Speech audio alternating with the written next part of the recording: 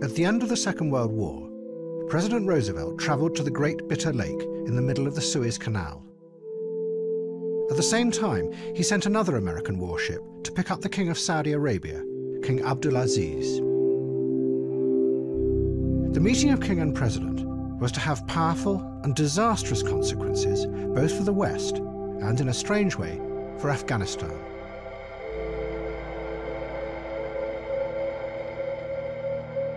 Roosevelt was dying, but over the last 13 years, he had used his power on an epic scale to transform the world.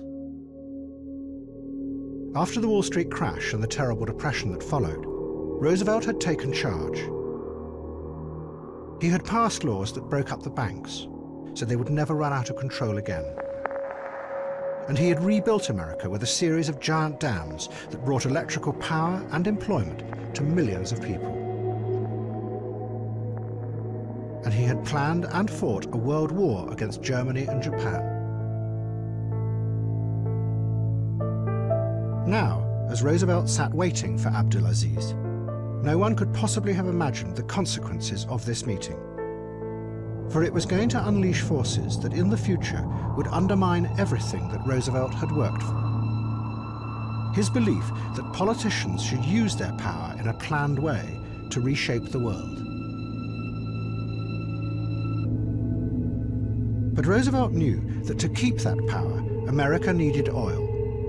And he wanted to forge an alliance with the king to make sure that the vast Saudi oil fields remained under American control. In their conversation, the two men laid the foundations for an alliance that continues to the present day. America would get its oil, and in return, Saudi Arabia would receive wealth and security from America.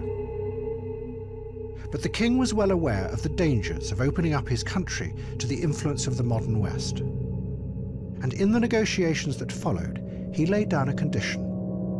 "We will take your technology and your money," he said, "but you must leave our faith alone." The Saudi faith was called Wahhabism.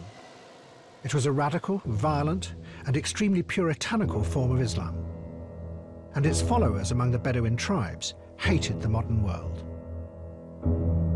Wahhabism was part of a wider movement in Islam that had risen up in reaction to the European empires. Another was the Deobandi movement in India. They all believed that modern imperialism was corrupting the true nature of Islam and wanted to go back to a world based on the original teachings of the Islamic texts. Abdulaziz had harnessed this force in the 1920s to seize power. But he had unleashed something that didn't want to stop. The Wahhabists wanted to go on and create a caliphate across the whole of the Arab world. And to stop them, in 1929, Abdulaziz machine-gunned them. He ruthlessly killed the warriors who had made him king. But their belief, a violent, intolerant, and above all backward-looking version of Islam, remained at the heart of Saudi Arabian society. And the deal made that day on the Great Bitter Lake meant that America would get its oil, but it would also be protecting Wahhabism, a force that had its own global ambitions.